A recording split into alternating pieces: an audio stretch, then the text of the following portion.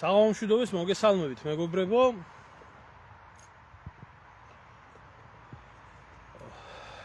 Რა თქმა უნდა, დღევანდელი ჩვენი ვიდეო ლაივის თემა იქნება ისევ ირანი და ახლო აღმოსავლეთი, რაც ხდება, იმიტომ რომ ეს ყველაფერი ჩვენ ქვეყანას კიდევ ერთხელ მინდა ხაზგასმით თქვა, ემუქრება და ემუქრება ძალიან ცუდად.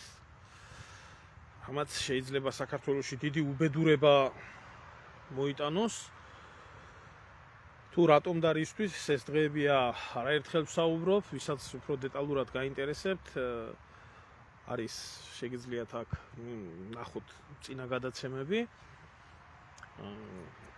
ყველაფერზე ერთი და იგივეზე ყოველ დღე რო არ ვისაუბრებ, იმიტომ რომ ბევრი ერთი და იგივე შეკითხვა მომდის და აქედან გამომდინარე, ასევე მინდა ჩემს აუდიტორიას ერთი ინფორმაცია მივაწოდო. აქ ეს დღეები არის ჩემი ესე რომ ვთქვათ, დაუძინებელი 26 საუკუნის დაძმები დარბიან და მათი უკანალის წმენდავები, იყო ესეთი რაღაცა მაკალილეები და ვიღაცა ნატალიები და ვიღაცა სირიკო, სულს ქართული გვარები აქვთ, მაგრამ ზანგაიგებ ქართველია, ებრაელია, არჯულისაა, რომლებიც ემაშვებიან და ესე გვერდი აქვთ ჩაგდებული ყველგან დასარეპორტებლად. ანუ გასათიშად ჩემი გვერდი. თუ ვინ იცობა გვერდის ბლოკირება განხორციელდა, მინდა ყველას, ვისაც გაქვთ სურვილი ჩემთან კონტაქტის და მოსმენის ამ ვიდეო ლაივების, აუცილებლად გამოიწერეთ ჩემი TikTok-ის გვერდი, შეგიძლია გამოიწეროთ ასევე YouTube-ის არხი და ასევე Telegram-ის არხი, რომელიც მითითებული მაქვს ჩემს წინა პოსტზე და ასევე მიგითითებთ ყველას, თავშივე მინდა გაგაფრთხილოთ ყველა. TikTok-ი ამათ ხელში მიუწვდომელია, ჩინური არის, ასევე Telegram-ს ვერ ეხებიან. უფრო მყარად ეს ორი მიმართულება არის შესაძლებელი, რომ შევძლოთ ურთიერთობის გაგრძელება, იმიტომ რომ ესენი ყველა დონეზე ებრძვიან განსხვავებულ აზრს, ვინც ახლა არ არის ისრაელის უკანალის მლოკველი და ვინც ისრაელს არ უძროება უკანალში და შეინჭირიმე შენგენაცვალეს არ უძახის, ამათთვის ყველა არის მტერი. როგორც თუ ბიზნესტი არ ხარ, მიშისტი ხარ და თუ მიშისტი არ ხარ, ბიზნესტი ხარ. თუ შიგ ევროპა არ გინდა, მაშინ რუსეთუმე ხარ. თუ რუსეთში არ გინდა, მაშინ შიგ ევროპელი ხარ და ესე დაჩლუნგებული სოციალური ექსპერიმენტებით გააჩლუნგეს ქართული საზოგადოება, ეს თავიდან ბოლომდე ამ სოროსელების, ამ ებრაელების კლანის მიერ შექმნილი და ჩამოყალიბებული ეს იდიოტური სოციალური ინჟინერიის შედეგი არის. და უნდა დავიცვათ რა, უნდა ვადაპტირდეთ ამ დროებაში, რომ ნორმალურმა ადამიანებმა ურთიერთობა შევძლოთ. Telegram-ის არხი არის აზიმუტი, წინა პოსტზე მაქვს ლინკიც დადებული და შეგიძლიათ შემოგზავნდეთ და ნახოთ ახლა დანარჩენებსაც. კიდე დავამატებ აქ კომენტარებში ვისაც დაჭირდება. თორე არ არის პრობლემა TikTok-ზე და YouTube-ზე ჩვეულებრივად სახელი და გვარით შეგიძლიათ მომძებნოთ, აკრიბოთ და გამოიწეროთ გვერდი, არანაირი პრობლემა არ არის. არც არ მთხოვია ვინმესთვის მოიწონეთ, დამილაიქეთ და გამოიწერეთ გვერდები, ვისაც აინტერესებს, არ ჭირდება მაგის თქმა და ვისაც არ აინტერესებს, არც მაინტერესებს მისი აზრები არაფერი. ამიტომ ნორმალურ საზოგადოებას, ვისაც აქვს სურვილი კავშირის, ვეუბნები უბრალოდ როგორ მომძებნო. ახლა რაც შეეხება, მინდა ეს ვიდეო ლაივი გავყო ორ ნაწილად. პირველი ნაწილი, რომელიც შეეხება იმ ამბავს, რომ პირველ რიგში ჩვენი საქართველოს მოქალაქეებზე და ისრაელში ჩარჩენილ, ასე რომ ვთქვათ, ჩვენს თანამემამულეებზე მინდა ეს პირველი ნაწილი რო იყოს და მეორე, რა თქმა უნდა, გადავალ იმ მნიშვნელოვან საკითხზე, რაც ხდება ირანის ირგვლივ და რაც უნდა ველოდეთ, რასაც მთელი მსოფლიო ელოდა. მოკლედ, გავრცელდა ინფორმაცია იმის შესახებ, რომ ჩვენ 26 საუკუნოვან ძმებს, რომლებსაც უყვარვართ, რომლებიც, რა ვიცი, დნებიან საქართველოს სიყვარულში და 26 საუკუნია როგორ გვაფასებენ და როგორ გვეტყბიან და როგორ გვეფერებიან და ჩვენ ამას ვერ ვხედავთ თურმე. ისრაელში, ასე რა ქვია, დატყვევებული ყავთ საემიგრაციოში, არაერთი ქართველი მანდილოსანი. მარტო მანდილოსნებზე არაა საუბარი, ალბათ მამაკაცებიც იქნებიან, რა თქმა უნდა. მაისის მერე უამრავი ქართველი არის ისრაელის საემიგრაციო ციხეში. ციხეა ეს ჩვეულებრივი ციხე არის და ძალიან საშინელი პირობები არის იქ, რომლებიც ისრაელში იყვნენ ჩასული შაუმუშებად, ჩვენ ძმებთან იყვნენ, ჩვენ დებთან 26 საუკუნოვან ძმებთან და დებთან იყვნენ ჩასული შავ სამუშაოზე, რომელსაც ებრაელი არასდროს არ გააკეთებს და არ გაუკეთებიათ. რა თქმა უნდა, ფიზიკურად ესენი არასდროს არ მუშაობდნენ, არც არ მუშაობდნენ. მოსამსახურეთ იყვნენ ჩასული ქართველები და ზოგი აშენებდა ისრაელს და ზოგი მაგათ ავადმყოფებს უვლიდა და ორკაპიკს ამაში აძლევდნენ. რასაც გვამადლიან დღეს, რასაც გვამადლიან. ნუ ალბათ მე ამ ხალხს არ გადაუხადეს ფულისე როგორც ჩვევიათ ისრაელში და გამოუძახეს საემიგრაციო სამსახური და შეყარეს საემიგრაციო სამსახურში რომ გამოიყარათ იქედან, მაგრამ ამ დროს დაემთხვა ომი და ამ ომიდან გამომდინარე ეს ხალხი არიან გამოკეტილი ისრაელის ციხეში, სრული ამ სიტყვის მნიშვნელობით.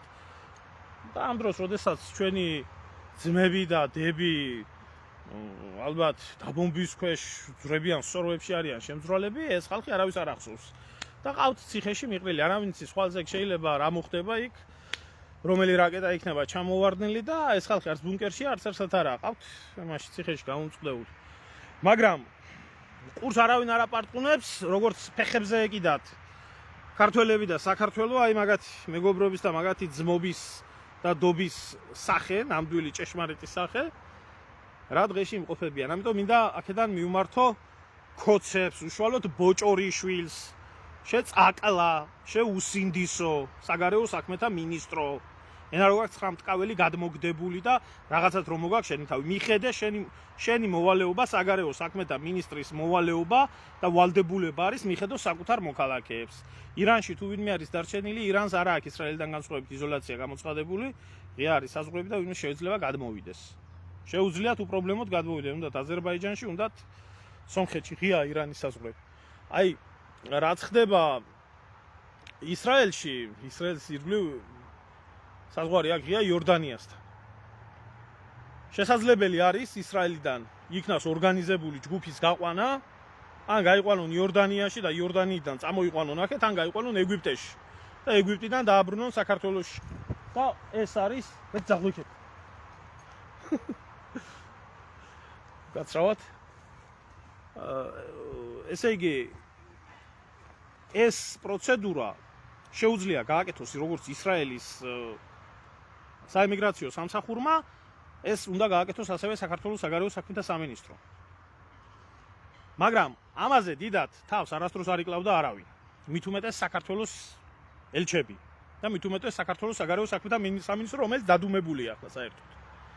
სოროში არიან შემძრვალები, განცხადებას ესენი არ აკეთებენ, ხვას ესენი არ იღებენ არაფერზე, სულ ფეხებზე კიდიათ და აგრძელებენ ჩვეულებრივ რეჟიმში ცხოვრებას და ის ხალხი იტანჯება იქ.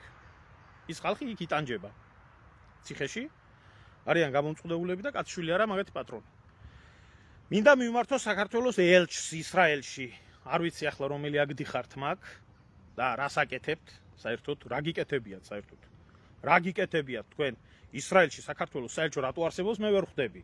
იმიტომ რომ გამორიცხული არის საერთოდ ეს საელჩოები, ხო საქართველოს საელჩოები ძირითადად არის საბოზეთი, საჩათალახეთი. ქართველების დახმარების გარდა ყველაფერზე არიან გადასული.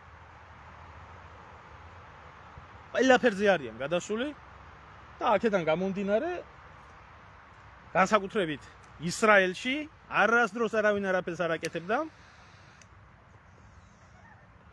როდესაც 10,000-ობით ჩვენ თანამოქალაქეს შეურაცხყოფას აყენებდნენ, საზღვარზე იჭერდნენ, აწვალებდნენ, აწამებდნენ და ასე შემდეგ.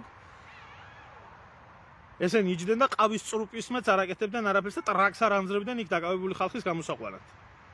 რო ელემენტარული დროზე გამოეშვათ და იმ ციხეში არ იყურყუტებიათ.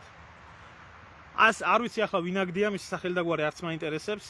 მინდა მივმართო ერთი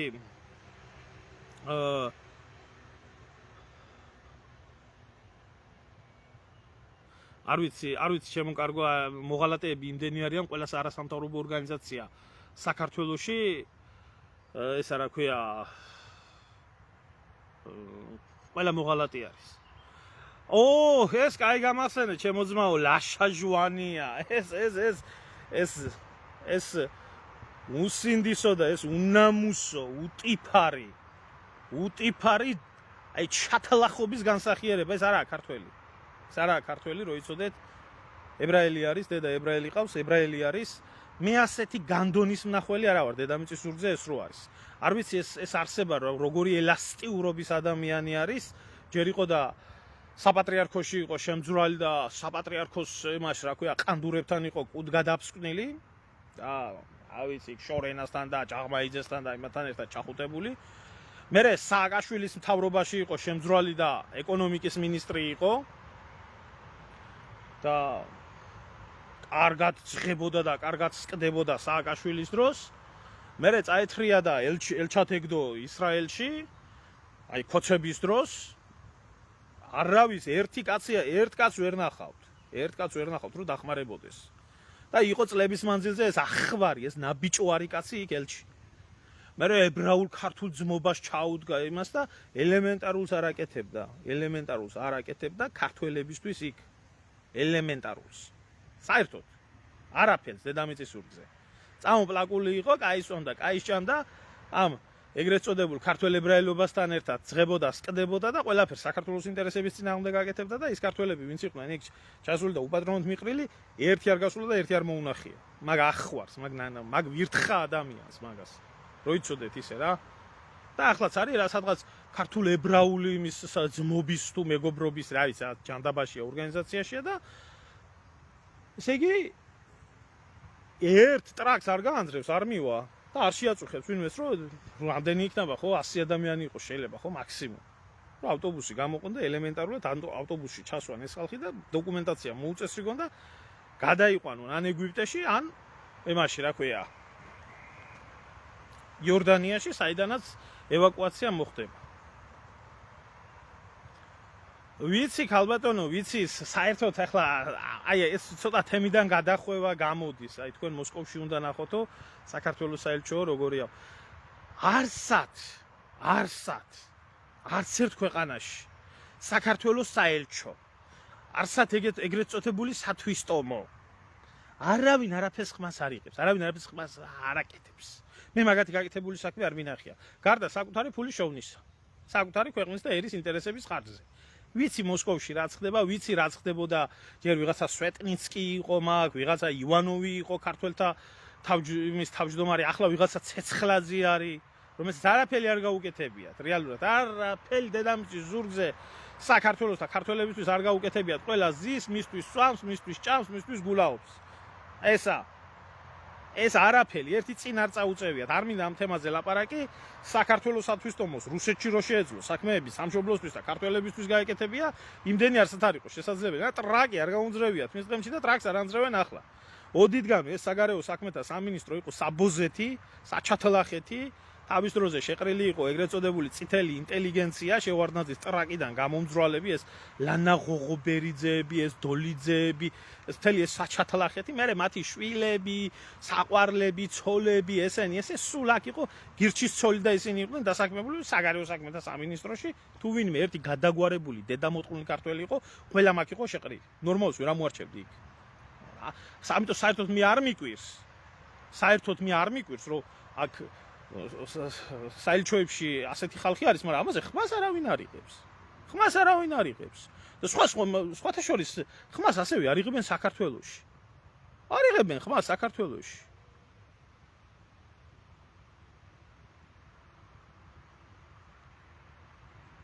კი.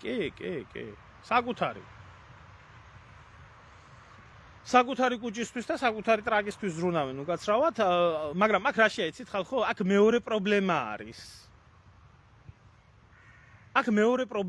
მეორე პრობლემა რა არის, იცით? აი, ჩვენი ძმა და მეგობარი ისრაელის ელჩი და ისრაელის საელჩო, ხო, ყველამ კარგად იცის სადაგდია საქართველოში. ახლა ერთი 500-600 ქართველი უნდა მიადგეს ამ ისრაელის საელჩოს. უნდა უთხრას მის ელჩს გაშენ დედა შევეცი სრული ამ სიტყვის მნიშვნელობით. გამოეთრიე გაგვეცი პასუხი, ეს ხალხი ყავთ იქ დაჭერილი არის საემიგრაციოში მიმდინარეობს ომი და კეთილი ინებე და ერთი ავტობუსი გამოყავი და გადაიყვანე. არა, ხო, არავინ არ იღებს ყვას. ვის რა შეაინტერესებს? ვის რა შეაინტერესებს? აგერ ვიღაცა ეს ქართველი ებრაელები ჩემ იმას დაძდებენ Facebook გვერდს გასათიშად და დასაბლოკად. ისე არიან ერთმანეთის კუდის მწმენდელები და ერთმანეთის მხარდამჭერები. ხო და ახლა ამათ რო რაღაცა აქ იგივე სიტუაციაში რო ებრაელები იყვნენ, ალბათ ისრაელის ელჩი დააქცევდა. ყველაფერს და პრინციპში მართალიც იქნებოდა. მაგრამ ეს ჩვენი 26 საუკუნოვანი ძმები მიუხედავად იმისა, რომ რა ქვია, დატყვევებული ყავთ ესა რა ქვია, ქართველები, იმათ გამოყვანასაც არ ფიქრობს და არ აინტერესებს. აი ესეთი ძმობა იცით, მე გწყინთ ბევრს, რომ თურმე მე როგორ ვამბობ ამ იმაზე, რა ქვია, ამ ხალხზე ესე როგორ აი ასე ვლაპარაკობ, როგორც იმსახურებ. ბოზობის, ჩათლახობის, ღალატის, არაკაცობის და არაადამიანობის მეტი საქართველოს და ქართველებისთვის არავის არაფერი არ გაგიკეთებიათ რა. არავის. და ტყილა გაქვთ პრეტენზია ძმობაზე და მეგობრობაზე. ხო და წაეთრიათ და ეყარეთ მაგ და საქართველოსკენ იმედია არასდროს არ იზამთ პირს. და თუ ოდესმე საქართველოში ნორმალური ხელისუფლება მოვა, ისი ამოგარტყამთ ტრაქში პანჩურს და გაკრით. სხვათა შორის ეს პოსტი როდესაც დავდე, უკაცრავად, აი მინდა უბრალოდ რომ აი ამათი ნამდვილი სახე, აი ამათი მეგობრობის აი ნამდვილი სახე, ხო? და ეს როდესაც ეს პოსტი დავდევი ჩემს გვერდზე, შეგიძლიათ ნახოთ, ჭაბრძანთ გმოთ და ნახოთ. აი ქართველი ქალების უბედურებაზე, აი ეს დედამოტყნული გუშინ რო ერთ წივილ-კივილში იყო ეს. რა ვიცი მე ქუთაისელი ვარო და ისავარო და ესავარო და ვენებს რო იჭრიდა ქართველი ებრაელი, ეს რაღაცა ნატალია, ეს ძუკნა. აი ეს ძუკნა და კიდე მისი მოძუკნავე ეს თანამემამულეები შემოვიდნენ და გულები დასვეს. რომ იქ ქართველი ქალები იტანჯებიან და წვალობენ. აი ეს ბოზიშვილები. და ეს ბოზიშვილები მე ძმობაზე გელაპარაკებიან. აი ესეთი უმსგავსო პატარა ადამიანები. და რო ეტყვი მე ამას რო ესა რა ქვია ვინცაა და რატო არ გიყვარვარ, როგორ უნდა გიყვარდეს ეს დედამოტყუნი მის დედას და მამას არ ეყვარება, ამერი ჩათლახი და ნაძირალა, როგორც ესენი არიან. ამიტომ ძალიან დიდი იმედგაცრუება მაქვს და ძალიან დიდი გაწმილება მაქვს საქართველოში არსებულ რომელიმე პოლიტიკურ ძალა იქნება ეს, პარტია იქნება, რომელიმე მოძრაობა იქნება, რომელიმე რომ ეს გაბედოს. თუმცა მაინც ვამბობ, იმისთვის რომ ეს ხალხი დროზე იქნას გამოყვანილი, პირველი საგარეო საქმეთა სამინისტრო მისი მოვალეობა არის და მას უნდა მიადგეს ხალხი და უნდა აფურთხოს და უნდა ლანძღოს და უნდა აგინოს შესაბამისად, იმიტომ იმსახურებენ და მეორე ვალში არ უნდა დარჩენ იგივე იმ ისრაელის საელჩოს, იქ რო ტანჯავენ იმ ხალხს, დაჭერილები რო ყავთ, რის გამო? იმიტომ რომ უვლიდნენ მაგათ მოხუც ებრაელებს. და მეორე კატეგორია ხალხი, იმიტომ რომ მუშაობდნენ აი ამ წინა ომიდან დაანგრეულ, იმას რა ქვია, ისრაელის ინფრასტრუქტურას აღდგენდნენ. აი ეს ხალხი და აი ამათი ნამდვილი სახე. როგორ ექცევიან ქართველებს და მე კიდე აქ ზოგიერთი რამდენი მოღალატე ყავს მაინც ერში, რამდენი ჩათლახი და რამდენი ნაძირალა ყავს ერში, რომელიც გამოვა მე აქ და დაიწყებს ამათ იმას, რა ქვია, გულიმერევა რა, აი გულიმერევა, რომ გადავხედავ ბიჭო ხალხს ზოგიერთს ვიცნობ, ურთიერთობა მქონია, თავის დროზე გამარჯობა მithქვია, სადღაც დამჯდარ ვარ, გვისაუბრებია, სოფთან ერთად ტელევიზიაში ისრაელი ღმერთო დალოცე და აბა ირანი გვინდა და აბა ეს გვინდა, ვინ გეკითხება შედედამოტყუნო ეს ერთი, ან ერთის მხრის დაჭერას, ან მეორეს მხრის დაჭერას, დაეტიე შენ ტრაქზე დაჯექი, რას ათეთრებ ამ ღმერთის მოღალატე ხალხს, შაჰაბას იხსენებთ ბიჭო და ისლამს იხსენებთ, თურმე პრობლემა ყოფილა ქრისტიანობისთვის და იმ ხალხს უძრებით უკანალში, თქვენში რამე ქრისტიანული არ იყოს, ვინც ქრისტე ჯვარზე გააკრა და ვინც გაყიდა? იმათ უძრებით და იმათი უკანალში ძრომიალი კაი დიდი ქართული და კაი ეროვნული საქმე გგონიათ? თქვენი დედაშევეცი მე და თქვენი ქართველობის დედაშევეცი სათითაულოთ რა. აი ეგეთი ჩათლახები ხართ რა და მაგრამ ეს ძირითადად რა კატეგორია, იცი ამას რა კატეგორია აკეთებს. აი ის რო არის, რა ქვია, მე ავიცერი შენთვის, შენ აიცერი ჩემთვის, ეს შემოგდებული რაღაცა ვაქცინაციის ჭირი ამ გლობალისტური იმგანიდან, ამ ებრაული კლანიდან. იგივე LGBT-ები, იგივე ისა რა ქვია, შიგმე დასავლეთეები უკნიდან განათლებულები და აი ეს ამერიკა რო უნდათ და ევროპა რო უნდათ და ეს ისეთ ცხოვრება რო უნდათ, ნატოს დროშები რო აქვს. აი ეს ნაგავი ხალხი და ცოტა ნუ გონიათ ეს ნაგავი ხალხი საქართველოში. ძალიან დიდი ნაგავი არის საქართველოში მომრავლებული. ძალიან დიდი ნაგავი არის მომრავლებული, რომლის გატანასაც ალბათ თაობები დაჭირდება საქართველოსთან. თაობები დაჭირდება. ესენი არიან მისი არსით, მისი შეგნებით, ჯერ ხო ბნელი, გაუნათლებელი, დასწირებული, რაღა ქართველად დაიბადე, შედედა მოტყუნული, რაღაცა სვარჯულად დაბადებული ყავი. ქართველად რო იბადები ადამიანი ამხელა ცალკე ცივილიზაციის ერი ხარ, თვითყოფადი ისტორია გაქვს, ამხელა ომების ისტორია გაქვს, ამხელა კულტურის და ამხელა რა ვიცი, ხელოვნების ქვეყანა ხარ და რაღაცა ხარ და იმდენი არიცი, რომ ელემენტარულად რა ერის შვილი ხარ. და ქართველობა არ გინდა, ევროპელობა გინდა. და ორი სქესი ვერ გაგირჩევია ერთმანეთისგან. და პრეტენზია გაქვს მსოფლიო იმის, რა ქვია, ისტორიის და მსოფლიო პოლიტიკის გარჩევაზე. და მის და უნებურად კი არა, ზოგიერთი უკვე შეგნებულათაც აქცევენ ქვეყანას. აი ეს ხვალ ახლა უბედურება და დაძაბულობა რომ მოხდეს, ახლა ვინც ქუჩაში დგას წივის და კივის. ხო არიან ახლა ეს ვენდეტების ისინი რო ჩაიცვეს და ცივილკივილი რო აქვს და შეცვლა რო უნდათ ხელისუფლების, აბსოლუტურად ყველა მოღალატეები. სულ ყველა მოღალატეები, თავისი მშობლებიანად, თავისი წინაპრებიანად, ყველა მოღალატის ჯიში. ყველა მოღალატის ჯიში. იმას ვერაცნობიერებენ, რომ იქომია, აქომია. შეიძლება რადიაციამ წალეგოს ყველაფერი და არა, ოღონ მის ქვეყანას ავლონ, იმიტომ რომ ფული აქვთ. ფული აქვთ აღებული. მიდი, იგრიალე. რაში გაინტერესებს, რა იქნება, აგე რა, მთელი ეს სათვისტომოები და მთელი ეს საბოზეთია, სულ საჩათლახეთია აქ. აქ რო გამოგახედა თქვენ ევროპაში რა ხდება, თუ სადმე ერთი დედამოტყნული ქართველია, ყველა ამ სათვისტომოებში არის შეყრილი. ხსულით და ხორცით რო ეზიზღებათ საქართველოს.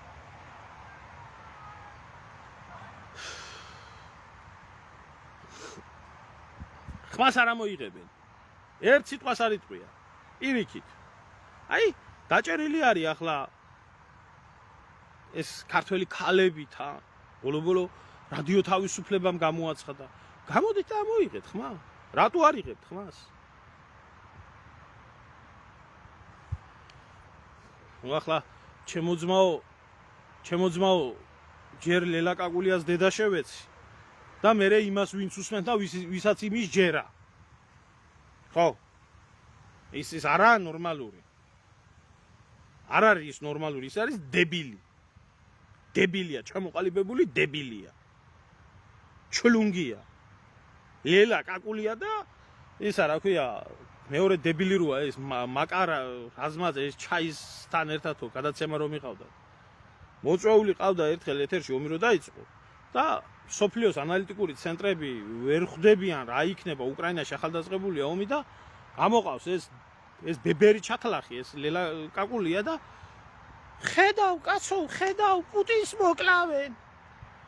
პუტინი მყარია უკვე, მისი ორეული არის და ეს დებილი ხალხი გულებს უწევს და შეინჭირება შენ გენაცვალე. ახლა ასეთი ჩლუნგი საზოგადოება რატომ უნდა იქნას წინ წასული? და ეს 1 და 2 არა, 10,000-ობითაა ეგეთი. სამწუხაროდ. და სამარცხვინოდ ქართველი ერისთვის. ახლა რაც შეეხება აი იმ საკითხს,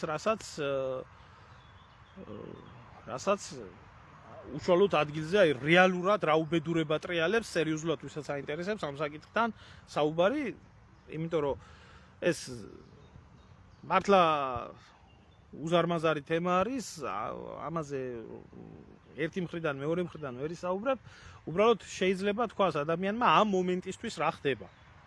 ამ მომენტისთვის რა ხდება, ნუ ფაქტია ის, რომ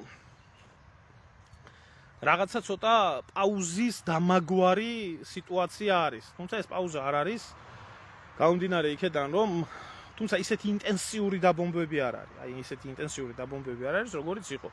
თუმცა ეს გადავიდა ეს ომიც გადავიდა უკვე სავარაუდოდ უკვე მეორე ფაზაში. პირველი ფაზა იყო, რომ ცხელგულზე ერთი მეორეს დაბომბვა და მაქსიმალური ზარალის მიყენება ერთი მეორესთვის. აი ახლა მაგალითად გუშინ 3 რაკეტა იქნა გაშვებული ისრაელის მიმართულებაზე, რომელიც იყო უახლესი მოდიფიკაციის ირანული რაკეტა, ორნაწილიანი რაკეტა, რასაც ეძახიან ჰიპერბგერითი. სამივე მიაღწია ცენტრს, დაბომბილია თელ-ავივის ცენტრი, მისი გადაჭერა ვერ მოხდა. და რა თქმა უნდა, მეორე მხარეც თავისას აკეთებს, თუმცა არის უკვე საქმე იმაზე არის მიმდგარი, რომ პირდაპირ მინდა უთხრა რა. აი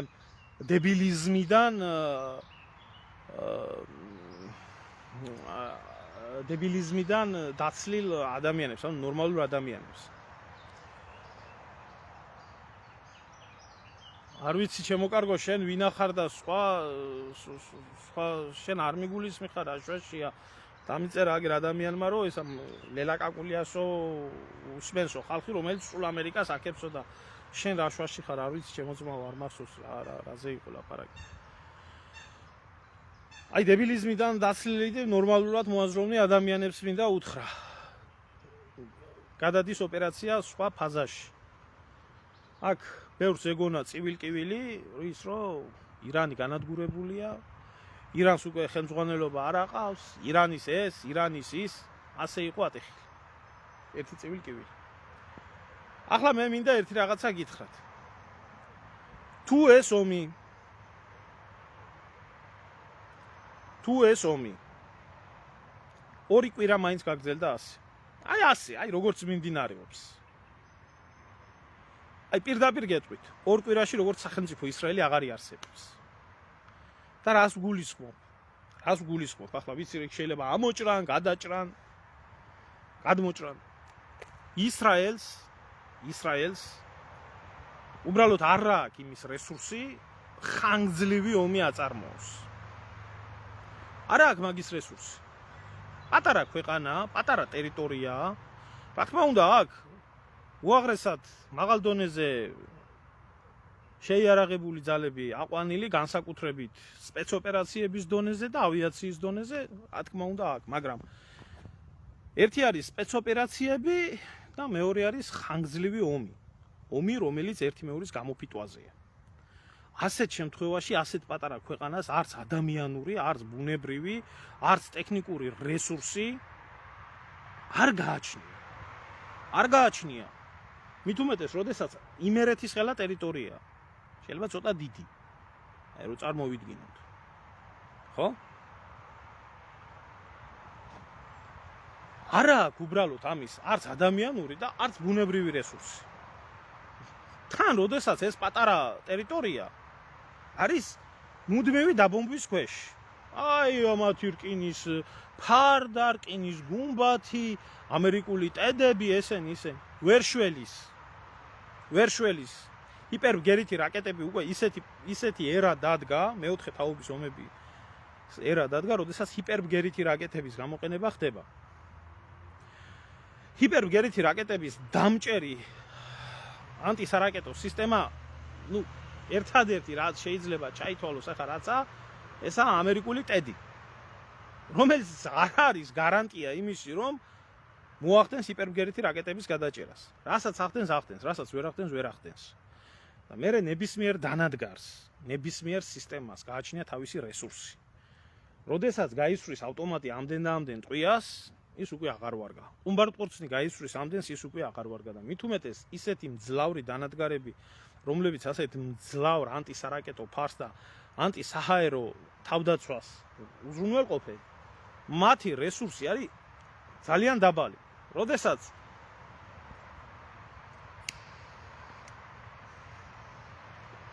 ყოველ ღამე უწყვეტლივ, აი ხა გუშინდელ ღამეს თუ არ ჩავთვლით, ისრაელის საჰაერო სისტემა 2000-3000 რაკეტის და იმის უპილოტო თვითმფრინავის აპარატის მოგერიებაში. ამას კაცო გადატენა ხო უნდა? ამას შესვენება ხო უნდა? და არა აქვს ამ ქვეყანას ამის რესურსი, ამის თქმა მინდა. ირანს კიდე რომელიც უზარმაზარი ქვეყანაა, უზარმაზარი რაოდენობით მოსახლეობის. უზარმაზარი ნავთობის, გაზის და სხვა უამრავი რამის მარაგებით, ასევე იდეოლოგიზირებული. უფულოდ იმუშავებენ საერთოდ ისე შექმნიან იმ რაკეტებს მეტალი ქონდეთ და თავისი შესაძლებლობა ქონდეთ. ამიტომ ამ ორი ქვეყნის რესურსების შედარება ისე არ შეიძლება როგორც საქართველოს და რუსეთის, სიტყვაზე რო ვთქვათ. გამომდინარე აქედან ისრაელი ვერ დაიცავს თავს. და ეს ახლა დასაწყისია. და ფაქტია რომ ისრაელის საჰაერო სისტემა უკვე აძლევს ესე რომ ვთქვათ ზბოის წყვეტას. აქედან გამომდინარე არსებობს ორი ვარიანტი. თეორიაში სამი ვარიანტი არსებობს, თეორიის დონეზე რო ვილაპარაკოთ. პირველი ვარიანტი დიპლომატიურმა ძალისხმევამ რამენაირად გააჩეროს ეს ყველაფერი.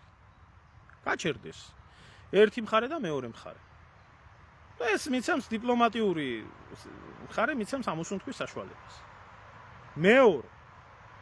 მეორე არსებობს ესეთი საშუალება, რომ ამერიკელები უშუალოდ თვითონ თავიანთი იარაღით, თავიანთი ჯარისკაცით ჩართულებიც არიან.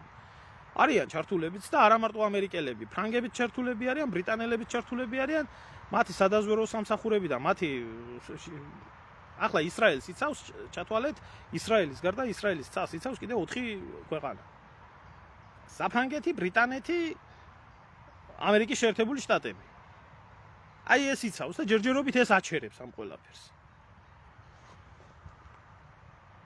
არსებობს საშუალება, რომ კი ბატონო, უკვე ამერიკელებმა და ბრიტანელებმა და ფრანგებმა და ესე შემდეგ თავიანთი სარაკეტო კომპლექსები განათავსონ უწყვეტად ისრაელის ტერიტორიაზე და გაგრძელდეს ისრაელის ცის დაცვა. თუმცა გამორიცხულია ეს არ არსებობს. ესეც ვერ გაგრძელდება და მით უმეტეს არც ეს გამორიცხავს იმას, რომ ჰიპერბგერითი რაკეტებით მოხდება ამ ყველა შეტევის გაჩერება. არ არსებობს ამის, როგორც გითხარით, საშუალება. და არსებობს მესამე ვარიანტი, რომელიც ვარიანტიც ახლა როგორც ამბობენ, განიხილება. აი 48 საათი ჯერ ამბობდნენ, რომ 24 საათი მიცაო ტრამპმაო, ახლა 48 საათი იწურებაო. ეს არის მესამე ვარიანტი. ამერიკელები უნდა ჩაერთვან, უშუალოდ თვითონ უნდა ჩაერთვან ამ ომში. და ამერიკელების მთავარი ამოცანა უნდა იყოს, რომ ამერიკულმა ავიაციამ, ხომალდებმა და ასე შემდეგ სარაკეტო დანადგარება მიიტანონ იერიში ირანზე. რომ ირანის სამხედრო ტექნიკა საბრძოლო მანქანა გამოიყვანონ წყობიდან. ხა, რამდენად გამოუვათ ეს, რამდენად არ გამოუვათ ეს ცალკე საკითხავია. ცალკე საკითხავია, ეს ცალკე ამბავია. მაგრამ იმისთვის რომ ისრაელი გადარჩეს, აი ეს სამი გამოსავალია. თუ არა ისრაელი ვერ გადარჩება. როგორც კი სისუსტეს ოდნავ მისცემს სისუსტეს ისრაელის სახელმწიფო საბრძოლო მანქანა, ჩათვალეთ რომ ისრაელს ეგრევე წამოესევიან ირგვლივ სულ ყველა. წამოესევიან სირიიდან, რომლის გოლანის სიმაღლეები და არა მარტო გოლანის სიმაღლეები აქვს ოკუპირებული. წამოესევიან ლიბანიდან. აუცილებლად თავს გამოყოფს ჰამასი, უამრავი სხვა ქვეყნები და აი ბირთვული ბომბის გამოყენებაც კი ისრაელს ვერ უშველის. გამორიცხულია. იმ ტაქტიკური 100 თუ 400 ბირთვული ბომბი, რომელიც გააჩნია, ისიც არ უშველის. გამორიცხულია ეგეც. არ არსებობს. თუმცა ბირთვულ დარტყმაზე კიდე რა პასუხი მოყვება მეორე მხრიდან, ეს კიდე საკითხავია. აქედან გამომდინარე ახლა